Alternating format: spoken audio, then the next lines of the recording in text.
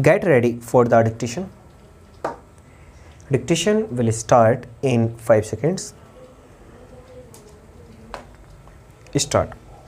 There is one feature which is fairly striking in this case is that the funeral of the deceased was solemnized without any information to the police, and it is for this reason there appears to be neither any inquest report nor even a post-mortem report of the deceased. Full stop. The circumstance may mitigate against the husband, but there is nothing on record to indicate that the appellant was responsible for any such activity. Full stop.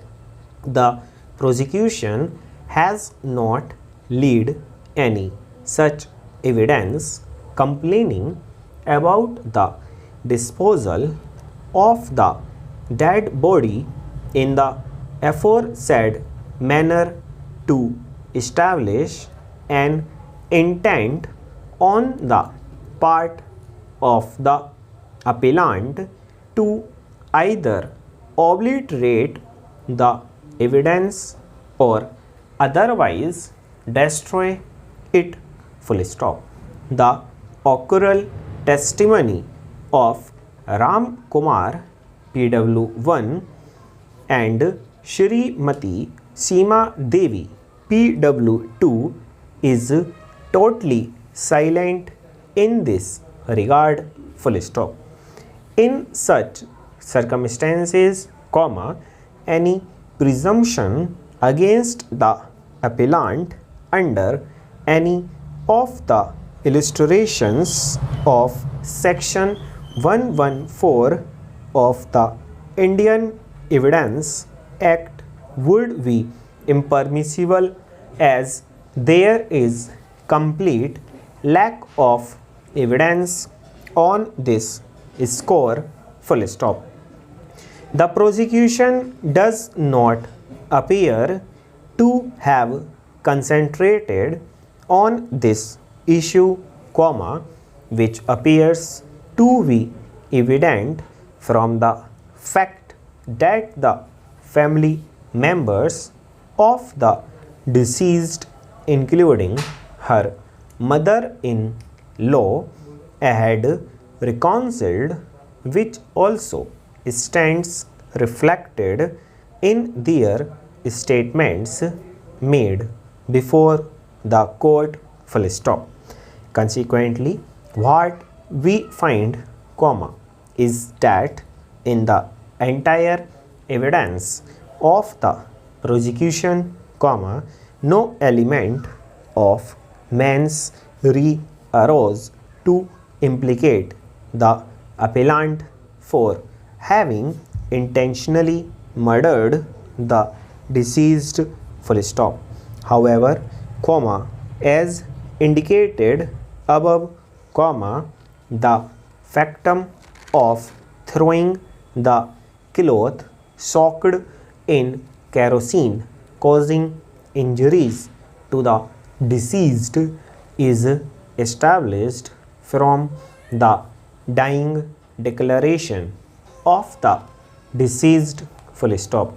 The status of the dying declaration has already been held unimpeachable by us, as it is corroborated by the testimony of the Naib Tehsildar PW6 Ravi Kumar and PW9 Dr.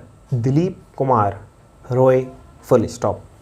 In such circumstances, we are of the opinion that the appellant had the knowledge, comma, if not the intention, to the extent that her action is likely to cause death of the deceased in the ordinary course of things, full stop.